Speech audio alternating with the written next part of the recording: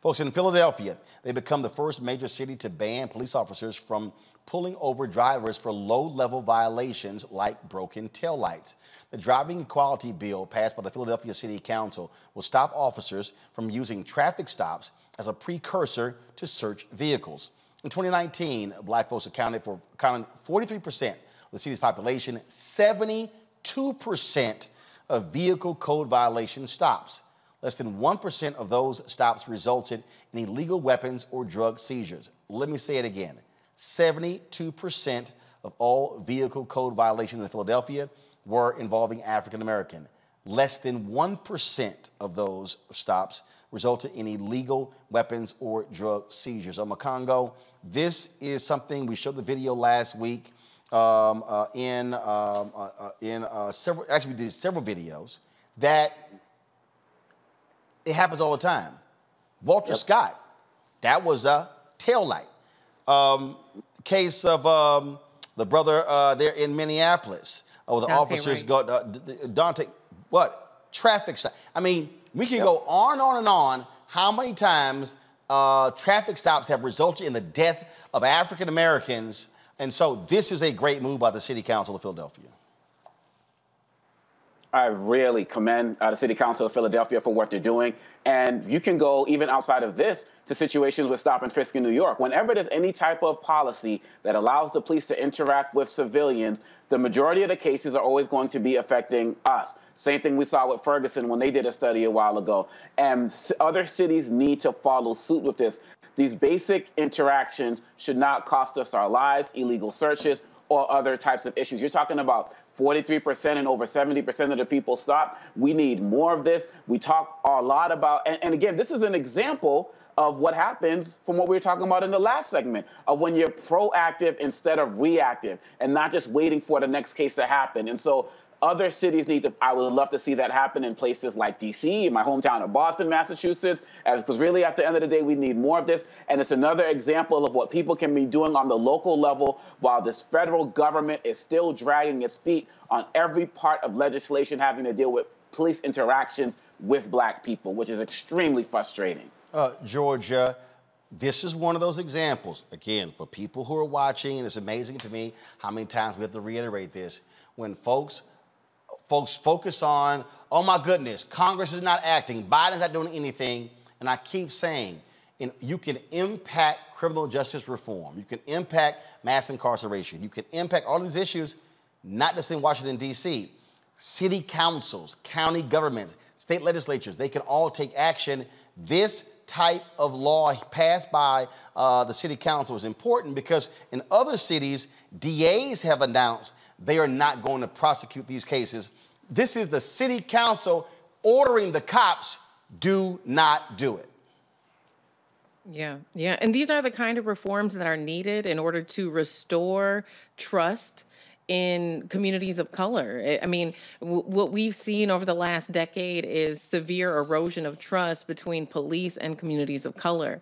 And so unless we're seeing more of these types of reforms, we're going to continue to have issues. Roland, you have someone like Philando Castile, who was pulled over 49 times in 13 years, 49 times. That is ridiculous. And so I think that this is a huge step in the right direction. But, you know, even here, we're approaching a huge vote that's coming up on November 2nd, where you have some folks who are looking to seriously abolish the Minneapolis Police Department. And even going back to folks like Angela Davis, civil rights icon Angela Davis. I remember hearing her say that reforming the police is like reforming slavery. And at one point in time, before slavery was abolished, there were serious conversations about reforming slavery. And that sounds absurd, right? And so she drew that parallel here in a city where they are drawing blueprints of what a new public safety department could look like. But I think that on a local level, if you're seeing more police departments get real serious, and I mean real serious about their commitment to reform and adapting a model like this, we might actually be able to salvage our police departments in this country. You know, DeMario, the thing that I think is hard for people to come to grips with is that we have given so much leeway and allowed police officers to frankly, do whatever the hell they want. In the next segment, we're going to talk about the 55th anniversary of the Black Panther Party. Everybody forgets the Black Panther Party was founded initially to protect black citizens from police abuse. The thing, and so a lot of people just don't quite get it when we're talking about how pervasive this is, and this type of law is important because, tell me this, if a cop does pull somebody over and it results in some sort of action, now from this point forward, isn't that an unlawful act since the city council has outlawed it? Absolutely, and it shows a good basis to bring forward your civil suit, but hopefully that these cops will listen to and follow the law. And this is what's important about this. Number one, there's never been trust between law enforcement and the black community because we know what they're about. They're about oppressing us. Anybody that's listening right now, you do not want to have any interaction with the police, period, point blank. And so anything that stops you from having interaction with the police is a good thing, number one. Number two, it is important for city councils, county commissioners, and mayors of cities to take control and control their police departments. We cannot rely upon a police department to reform itself. It's not going to do it. Here in Tulsa, we had to fight really, really hard to get our city councils to finally understand that they do have power, they can pass legislation, and we want to look to this Philadelphia model as a model we want to bring here to Tulsa and around the country. There is no need for these people to pull you over for a tail light or your headlights not on. That is just pretextual opportunities for them to get to you and abuse you and violate your civil rights. Also, this is why we need a decriminalization of marijuana. That is another major component for them to be able to violate rights by saying they smelled something and now you got to get out your car. And the last thing I would say for everyone listening, remember this. If you have police interaction, never admit to any crime, never consent to any search. Say it again. Never admit, never consent. I'm going to say it one more time. Never admit and never, ever, ever consent to a search. They will always try to find something to violate your rights, believe me. All right, so on that particular point, last week we showed this video of a brother who was coming home from church. Girlfriend was in the car and child was in the back seat. They pull him over for a traffic violation. Then they ask him to step out of the car to search his vehicle. Now, we showed the body. First of all, the cops lied because they claim he didn't use a turn signal. Well, on the body camera footage, it showed he did use a turn signal. But in that case, they literally they rummaged through everything in the car. Okay, so for the people who are watching, okay, so when you say don't give consent, should he have said, you do not have the right to search my vehicle? What exactly should someone say? If they pull you over and the officer says, I need you to step out of the car so we can search the vehicle, what do you say? Okay, first of all, I don't know what your state law may say about getting in and out of your car, so you have to check that. But your constitutional federal right is that you can deny or object to a search, and you should always say no. I don't care if they say we're going to send you here and bring out the dogs. I don't care if they say we can get a warrant. Say no, because if you give them the opportunity and you say yes to a consent, then they can utilize that in court against you. But if you say no, then you can have an opportunity to get whatever they found. If they find something, to have it kicked out of court. So you never, ever, ever want to give consent. Under zero circumstances do you give consent. Under zero circumstances do you want to even give I'll just take it a step further, blow an alcohol DUI test. Say no. If they got to take you to jail, say no, because it will be used against you. When they tell you that they say anything you can and will be used against you, that you say they are telling the truth. And if you give them a consent to search your vehicle, you're giving them an opportunity to try to find something on you, period.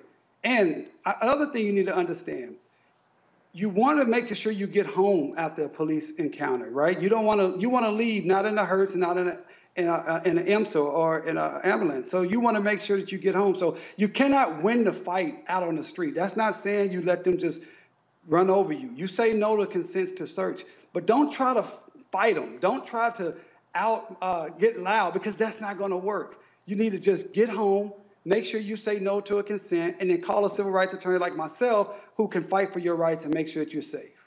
All right, then. Well, that's certainly Good advice right there. Again, Omakongo, I think last point before we go to a break. The thing here is, everybody who's watching, you're at home right now, and you're in Charlotte, you're in Houston, you're in St. Louis, you're in some city, okay, and you're sitting here trying to demand something happen in D.C. No, you should be going to your city council and saying, do what Philadelphia just did. That's right. That's right. And everybody should be doing it. And we all have the power to do that. And really, at the end of the day, we can talk about everything that's happening around the country, but if we all put our energy and efforts to what's happening right down the street, I mean, I'm thinking about so many cases. Sandra Bland, I mean, the list goes on and on. There are people who could be alive today with actions like this. And so we need to get off of any armchair political commentary. And do we even know the names of our city councilors, right? Do we even know where their offices are? Do we know where the meetings are? A lot of them are happening over Zoom right now.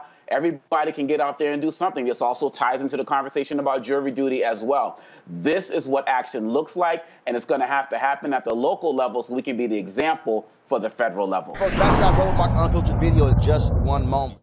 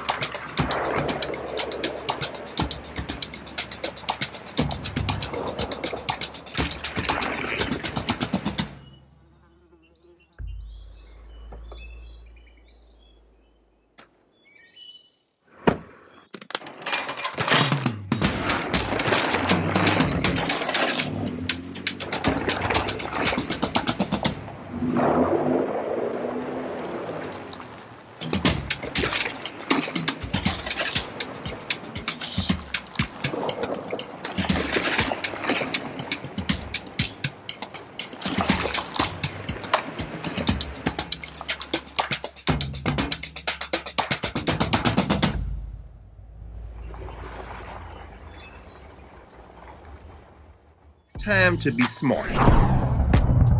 Roland Martin's doing this every day. Oh, no punches! Thank you, Roland Martin, for always giving voice to the issues. Look for Roland Martin in the whirlwind, to quote Marcus Garvey again. The video looks phenomenal, so I'm really excited to see it on my big screen. Support this man, Black Media. He makes sure that our stories are told. See, this difference between Black Star Network and Black-owned media and something like CNN. I got to defer to the brilliance of Dr. Carr and to the brilliance of the Black Star Network. I am rolling with Roland all the way. Honored to be on a show that you own. A black man owns the show. Folks, Black Star Network is here. I'm real revolutionary right now.